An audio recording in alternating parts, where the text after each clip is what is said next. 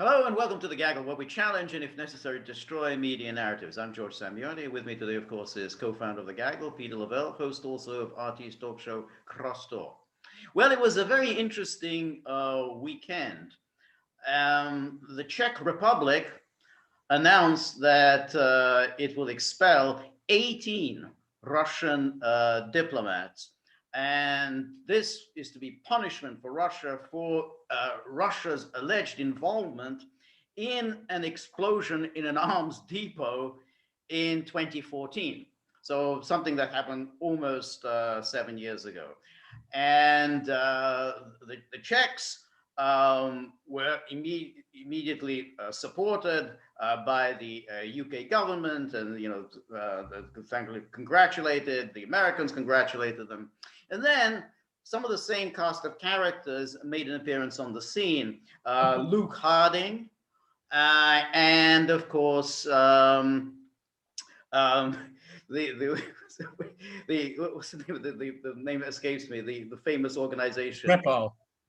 No, yeah, the Skripal, but the Bellingcat. Yes, Bellingcat. So Bellingcat and Luke Harding made an appearance. So apparently, the Czechs have discovered that the two characters who are allegedly behind the assassination attempt on the Skripals, Petrov and Boshirov, were the same guys who were behind this explosion in an arms depot, because they've been combing through some email chains, and they found that that Petrov and Boshirov had apparently applied for a visa to enter the Czech Republic a few days before this explosion.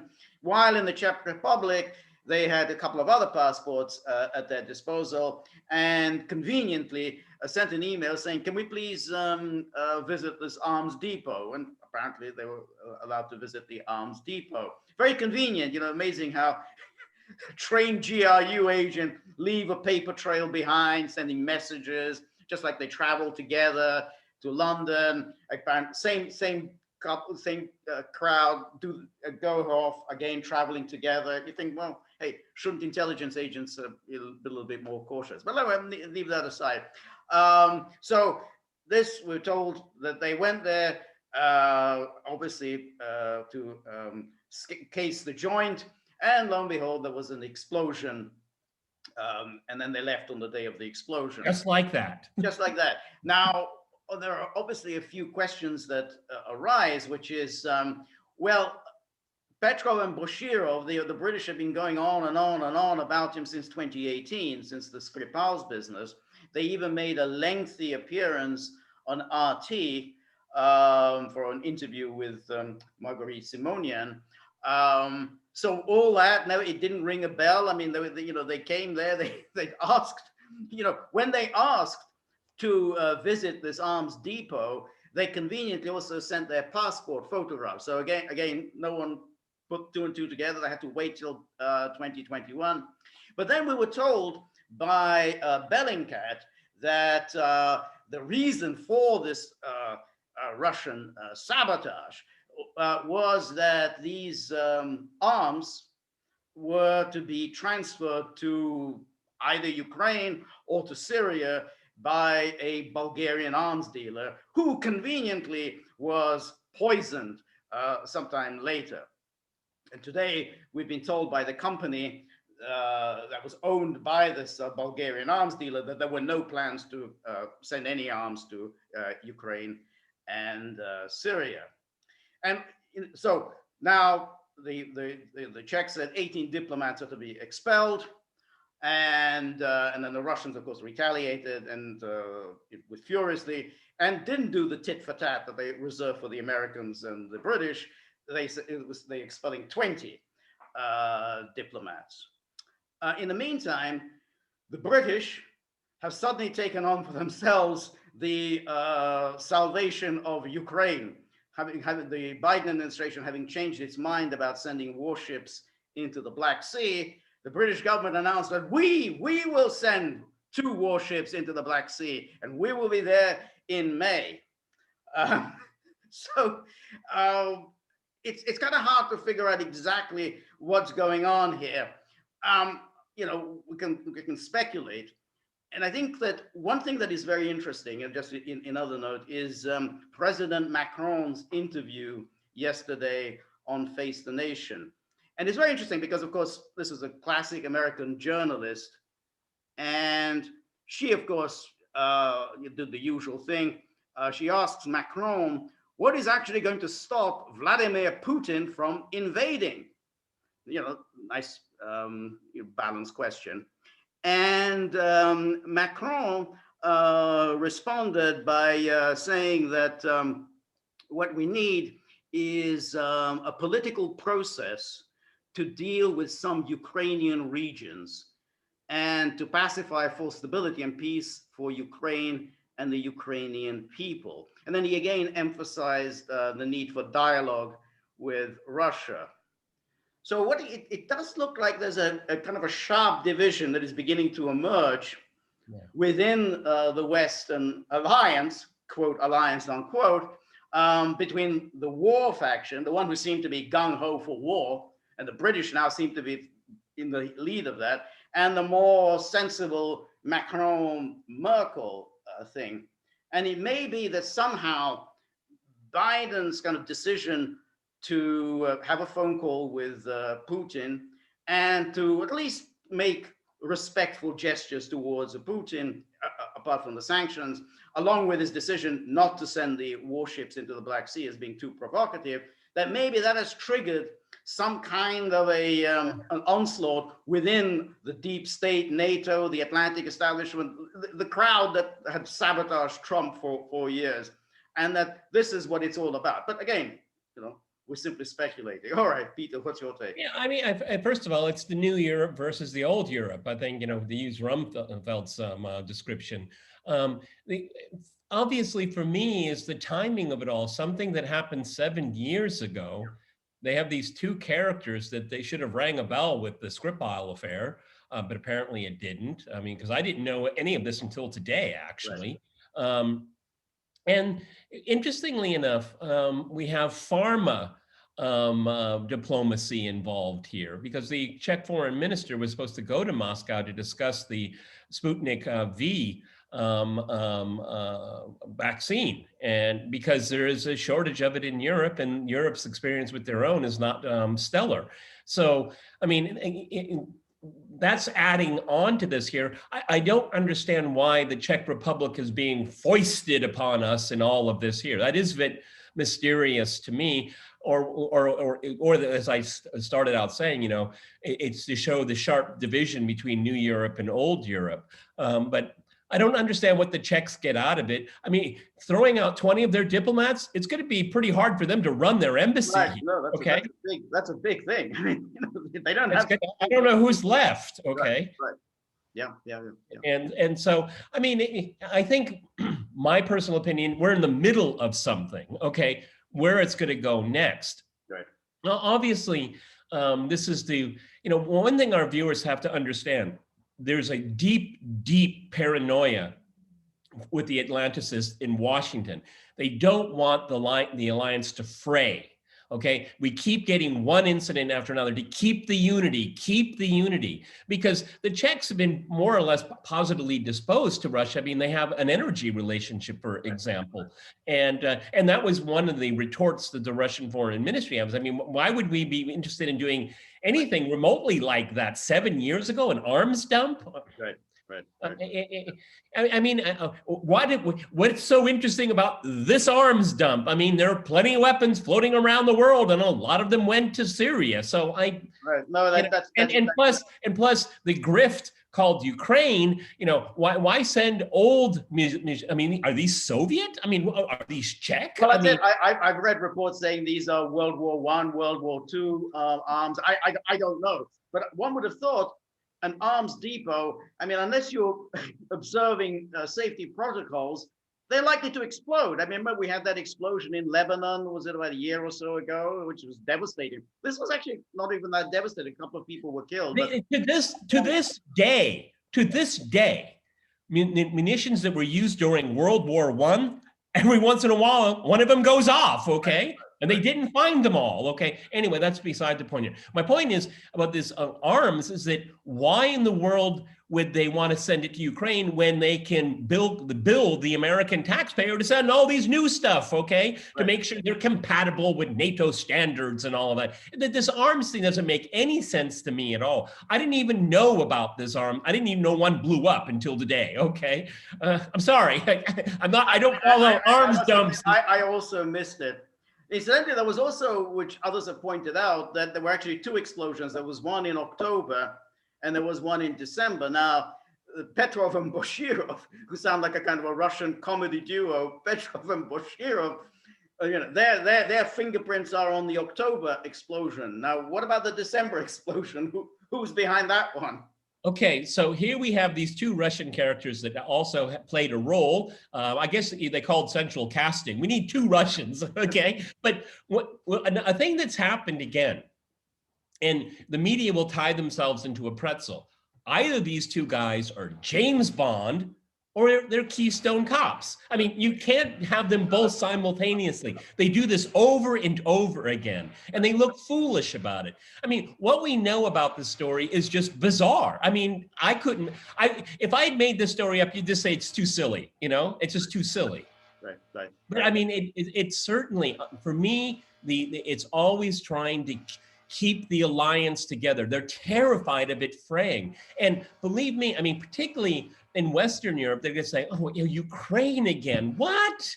We sat down, we got two agreements, we signed off on it, the Russians signed off. What's wrong with the Ukrainians? They said they would do it. That's right. Well, I think that what's important is that last week, Biden, who comes out and surprising, he calls up Putin, he has this conversation with Putin. Apparently friendly. I mean, he invites him for a summit. It's the Russians who say, okay, well, we'll think about it. And then, of course, he imposes the sanctions. And then even as he's doing so, he's saying, oh, well, we had a very respectful and courteous discussion with President Putin. And I know we're going to have a summit and so on. So it does look like there are clear factions within this alliance that are at odds with one another. And we saw all of this during the Trump years. And so it looks like something like this is playing out. Now, the British, who were the most belligerent in their hostility towards Trump, going back to the Steele dossier and their collusion with Brennan to destroy Trump, and subsequently, they seem to be now banging the drum because the British media were sneering at Biden's reluctance to enter the Black Sea. So the British government said, right, we're there. We're going to show our solidarity with Ukraine. And of course, it's a joke because, the idea that the British are going to take on the Russians itself is funny. But without even the Americans backing them up, I mean, it's just a joke in poor taste. Well, I mean, you can find it on YouTube. When NATO warships go into the Black Sea, obviously, the Russians don't like it very much. But you know what? You don't have to fire a shell across the bow. You don't have to get on the radio and say nasty things. You know what you can do? And they do it. They come right up to your side and they start bumping you, okay? And of course, the Russians are perfectly prepared to do that. They have experience of doing it, but the captains of the NATO, they're like snowflakes. Oh my, you're gonna touch my ship. You're gonna touch my ship. We gotta get out of here. I'm serious. This is an alliance that is full of words. I mean, the alliance in many ways is just a PR stunt, okay? It's the United States military with Turkey. You always have to remember the Turks because that's the second biggest military in the alliance, and they have their own machinations going on at the same time. And so, NATO, we should be worried about NATO, but that's just the US, okay, with the help of the British. And the Turks will always wait to see which way the wind is blowing, and then they're going to react. So they're kind of on the side right now, yes. Okay? But one of the interesting things is this Fisher that you're talking about, Kagans, Newland, Vindman. See, these are people with a grudge, a familial grudge. These are all descendants of Eastern Europeans. And it seems to me, and I think we need to do a little bit of digging in on this, how many other people have this kind? How many other Vindmans are out there? Which was, it showed a dual loyalty, if anything, during his congressional testimony. Right. I mean, it was pretty explicit. I mean, the man said he had been offered the post of Defense Secretary of Ukraine three times. And what's his beef? Why did he launch? He launched the whole Ukraine gate. He was the one who leaked the stuff to the guy who was supposed to be the quote whistleblower unquote. He's the one who did it. Why? Because Trump wasn't being sufficiently supportive of Ukraine. I mean, dual loyalty. The guy doesn't have dual loyalty. He has one loyalty. Yeah, but I mean, it's interesting because I think that's one of the fissures inside what we call the deep state, the administrative state, because they have their own agenda, and it's just kind of viscerally personal for them. Okay, and that is very dangerous as well. So I mean, again, I think we're right in the middle of something right now. I'm not worried about the two British warships at all. I mean, they'll be given they'll be disinvited and disabused of what they're doing very, very quickly. Right. And it is interesting, going back to the interview that Macron had, which is fascinating, is that, I mean, I've never been a fan of the French president, believe me, okay? But that was a statesman talking. Remarkably, he measured up. Okay, he didn't go down the path of bluster and chest beating and all that. And I think for an American audience watching what he had to say, they wouldn't know what he was talking about. No. Because you and I know the details, and they're easy to know. The Minsk, the Minsk Accords you can put on, 1 and 2 on 2 pieces of paper. It's that short. It's that simple. Okay, and that's what he was making a reference to, and that is the only path forward. And Macron is being smart here. French diplomacy is being smart because that's the same hymn page that Putin has. Okay, it's the same thing, and that's what he's saying, is that we have something to work with. Maybe not the best solution, but it's what we have in hand right now, and we have to work on it. Okay, and I thought that was a really good answer on his part. Unfortunately, it just wasn't probably clearly understood by the viewer. No, that's it. But that's because I guess Macron doesn't fully realize the extent to which American audiences have been totally misled about what's going on in Ukraine. So when he starts talking about the internal political process within Ukraine and that we need peace and stability for the Ukrainian people, she has no idea what he's talking about. I mean, hey, isn't this a matter of Russia is threatening to invade? I mean, that's all. What are you going to do? Are you going to go to war? Are you ready to go to war with Russia if Russia invades? That's the only thing that's in her head. So when he starts talking about all of this, that she doesn't know what does all this mean? What about sanctions? Do you think sanctions is going to stop Putin? I mean, that's all she knows. That's why I said when you were on Crosstalk last week, I said that the Western narrative that this is a Russia versus Ukraine conflict, it is wrong. And it's intentionally being spun that way. It's really, at the end of the day, it's about NATO expansion. That's what it's all about. Right. It's as simple as that. Yes. All right. And so, again, that's one of the reasons why we do this at the Gaggle, because there's a completely different narrative and a correct narrative, unlike this fabricated one. Right. And the more, if you dwell on it, the more it doesn't make any sense. Okay. This is an intra-Ukraine problem that is being, and the West is internationalizing, and particularly the US and the UK. Right. The other Europeans are saying, Ukraine again? Right. Well, I want to say at the time that the UK left the EU, I mean, I certainly have the hope, and maybe that's a realistic hope, is that now that the UK is gone, that maybe the EU will be able to be a genuinely independent force in world affairs. It's a long shot, but at least it'll cease to be just an adjunct of NATO. As long as the UK was in EU, it'll always just simply be an adjunct of NATO and the US, because the UK it will never go step out of line with the United States, and in fact it's even more belligerent, as we see. That's the point. In the US. That's exactly the point. They're overcompensating, okay? Because they used to have 2 feet, EU, NATO. Now they just have 1 foot. And I think they're just overcompensating. Okay, but the cost is low for them. I mean, they're an island. Okay, they're not on the border of Ukraine, Right. and Eastern Europe.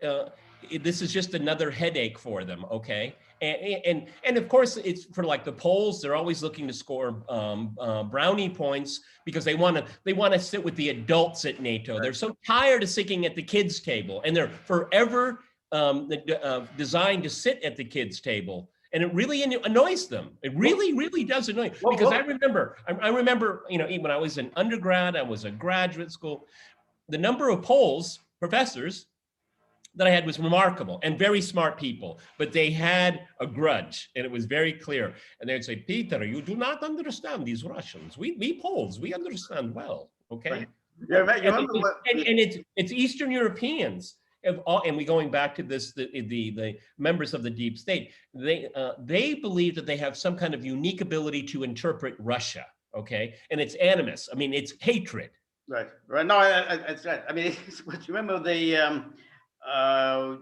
during the run-up to the invasion of Iraq in 2002, when Poland was, of course, gung-ho for the American-led invasion, and then President Chirac, who, as we know, was very hostile, then said about Poland that when it missed a glorious opportunity to stay silent. So that's like, you know, okay. So we had that's kind of the problem. You know, once you brought in Poland, you brought in the Baltic states. They have a real agenda of their own. I mean, they have a real animus toward Russia. It isn't true of everyone else in Europe, and that's why it was surprising about the Czech Republic. Yeah. Among the Czechs, I mean, there's obviously deep divisions because you have the president, Zeman, who's actually very friendly towards Russia. But there seems to be some kind of, I mean, for some reason, the Czech Republic always pops up in all of these shenanigans. Remember in the, in the lead up to the Iraq invasion, where did, what was the name, the leader of the 9/11 terrorists? God, what was his name? You mean the Saudi? Yeah, the one with the box cutter. Name escaped. Yeah, the famous one. He had a meeting with Iraqi agents in Prague. So that was always convenient. And then of course, Prague again popped up in the Steele dossier. That was where Trump's attorney Cohen met, supposedly again. Russia. There was a ping. Remember that? Yes, pinged off a tower or something like that. Yeah. No, I mean, I would disabuse everyone of this kind of smoke and daggers of Prague. Prague is a great place to drink beer in the summer. Okay, that's but you know now I forgot my point here. The interesting thing though is to see where it goes forward, because you have countries like Poland and the Baltic republics. They're looking to score points. Okay, because again they say that they're the ones that are most threatened. Look at the Baltic republics. Look at all three of them. Look at their demographics. It's going down. People are leaving those countries. If it weren't for for COVID, more would have left. Why? Because they have a neoliberal economy. It doesn't generate a lot of jobs for young people, and they're leaving. So the logic is Russia wants to take over these three places, but the people that live in these three places don't want to live there. Okay. And it's never talked about how Russian speakers, ethnic Russians, are discriminated against in the Baltic republics. Okay, and every summer, in one of them pops up a Waffen SS parade. Okay, commemorating the occupation of the Baltic republics by the Nazis. Okay, that's almost never reported in Western media, and it's a real irritant here. It really irritates people because, of course, when it happens, it's shown on Russian television. It's never shown in the United States. No, and I think that's a very important point, because all of these European institutions in which Russia takes part, like the OSCE and so on, Russians say, well, you should take all of this up, and instead they never take it up, and so there are, these pan-European institutions, which extends beyond the EU and NATO, and they never seem to take up. I mean, hey, what about this? You're discriminating against minorities,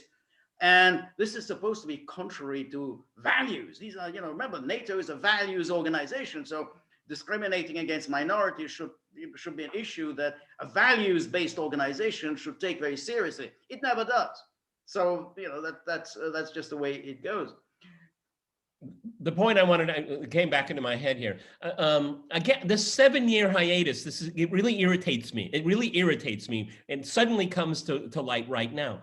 I mean, what is the intelligence behind it? Because it seemed, what pings in my head, it's like MI6 and the CIA telling German doctors what happened in Navalny. I mean, is this another ops, where, it's the CIA and MI6 telling the Czechs, well, we found this and this and this, their own intelligence community can't find it, or they're not selling. I mean, obviously they're not going to tell us what's behind it, but it seems very peculiar to me. It is extremely peculiar, because if you think about it, now, if these characters had apparently asked to visit this arms depot a few days before this explosion, surely that's a matter that would have been investigated. Hey, I mean, maybe here's some strange characters who arrive. They want to come and visit it. I'm not quite sure why there's a need to visit the arms depot, but all right. But they come and visit it. No one thought it was odd. And then when they and given they had all this passport photos, and then they saw Petrov and Boshirov with that long interview that they gave to RT. Again, no one thought, hey, those are the same guys. But suddenly, yeah, that's it. Those are the guys. And the British was there. Yeah, that's it. We, the same characters. Were involved. Now, of course, again, anyone who knows anything about intelligence would know, well, you wouldn't use the same characters. You would definitely break them up, and they wouldn't be traveling using the same names. They'd be using different names and would look different. I mean, it's so ridiculous. Keystone Cops or James Bond. You got to pick one. You can't have them both at the same time. It's ridiculous what they're trying to do here. But it obviously is part of a bigger narrative right now. I mean, you and I have talked about this at great length. I mean, this is an Atlanticist / Washington consensus concerted effort to throw Russia completely out of Europe. Completely. Yep. That's right. That's exactly right. But see, that is the Atlanticists and the Washington consensus. That's not necessarily what everyone in Europe thinks right now. As a matter of fact, there are plenty of voices that say we need to really de-escalate. We need to resolve the internal problem of Ukraine, and we have to talk about European security architecture. There are still those voices there, but they're being crowded out by all of this hysteria. I mean, these two guys show up again. Come on. I mean, central casting, you're fired. Yeah, that's right. It is, and it is significant that it will be in the Czech Republic, with the state with which Russia has pretty good relations. So I think it's very significant that they should do here. And it's clear that there have been moves now for some time within the Czech Republic to create problems with the Russians. I mean, for instance, the constant desecration of World War II memorials. Russians are very sensitive about that, and yet it constantly happens in the Czech Republic. Always somebody desecrates. It was part of it was memorial. And everyone should know. And again, it's never reported in the media. That was one of the conditions for the dismantling of the Warsaw Pact. It was one of the provisions was that Soviet war memorials would not be desecrated. It doesn't mean they can't be moved, no, but they would have to be consultation and saying, we're developing this neighborhood here. We'd like to move this memorial to another place. And the Russian side, sure, we'll send some advisors and we'll work on it. I mean, it's your country, obviously, but it was agreed that you cannot destroy them, desecrate them, and it shows for a place, a group of people that hold values, they don't hold up that, and that's they made a commitment to it, and they don't hold up to it. So it's a disgrace on their part. Yes. You're right. I mean, you're a student of Russian and Soviet history, and so am I. These things are visceral here. I mean, they really feel it. They really get angry when the historical memory of their fallen is disgraced like this in public. It's maybe for other people where, you know, history doesn't matter to you. You want to just destroy history so you won't get mad about it. Okay, that's what they're doing in the West. Just destroy it so no one gets mad. Okay, here it's solemn. It is solemn, and the more years that go by, the more the magnitude of this event in Russian history grows. I mean, it's grown now to be an enormous event, and rightly. I mean, it was an extraordinary event. And so when people desecrate these monuments, Marshal Konev and so on, they get very, very annoyed about this. And then they say, what exactly is the Czech government doing about it? I mean, are they, chasing out, after the perpetrators? And when they don't, and no one is prosecuted, they get even more annoyed. and therefore you think, who's really behind all of this? Is the goal always to create tension? Because why do this after so many years? I mean, it's like, the Russians have long gone, 1968. I mean, that was, more than 50 years ago. So why still, go after the Russians? Why still desecrate their monuments? Look, you're in the EU, you're in NATO. What are you complaining about? Is Russia going to invade the Czech Republic? Why in the world would they do that? Right. They don't even Ukraine. I mean, we always have to make a distinction here. Russia is not going to invade Ukraine at all. Under some circumstances, will it come and protect Russian citizens? Right. Yes. Right. Yes. They're very clear about that. Yes. Yeah. If you threaten Crimea, you will rue the day. Right. Okay, these are red lines. They're very clear. That's right. Yeah. That's exactly right. And incidentally, just before I forget, in that interview, Macron said that it's something like it will not tolerate any new military operations in Ukraine. Didn't say Russian invasion, new military operations in Ukraine. So he's making it was a very even-handed approach, which is clearly miles away from what clearly all the Cold War hawks, who are very powerful, all the Victoria Newlands and everybody else. And I mean, obviously within the Biden administration, there seems to be a battle between those who say, well, we should try to work something out with Russia. Modus vivendi. Remember, that was the phrase that Biden used. And those, I guess, would say they want war. Somebody, you and Russia fight, and we'll watch out. And for these people, these war hawks, Russia is a drug for them. They have an addiction to it. And I mean, a irrational, unhealthy addiction. Okay, and if they think seriously that Russia is going to roll over on this, or Putin will back down, or there'll be a colored revolution and all that. These people are delusional. They're called Russia experts, but they don't really know much about the country and Russia's genuine, legitimate foreign policy interests. Yeah. I mean, Russia is not amassing forces on the Mexican border. Right. Yeah. Exactly right. So, to come back full circle, some strange things are going on. We need to be very alert and see what's going to happen within the next few days, because Well, I always have my theory about these things. Somebody somewhere, probably in a suburb of Washington, has this big whiteboard, and they're going through. Okay, we got the Czech Republic on board. Okay, now what's the next story? Oh yeah, okay, that one there. Okay, call them, get it started. Okay, we'll get them on Zoom or WhatsApp and say, go! Because we keep saying, this is the middle of something. Right. This is not an end to anything. This is a prop in something much larger. No, that's absolutely right, Peter. And we will, of course, be maintaining our laser-like focus on whatever is going on. What conspiracy. As somebody said, there are no conspiracies, but there are no coincidences. So we will, of course, be on it. So remember, look us up on Rumble. We're on Rumble. And if you like the gaggle, please like, share, and subscribe. See you soon. Bye.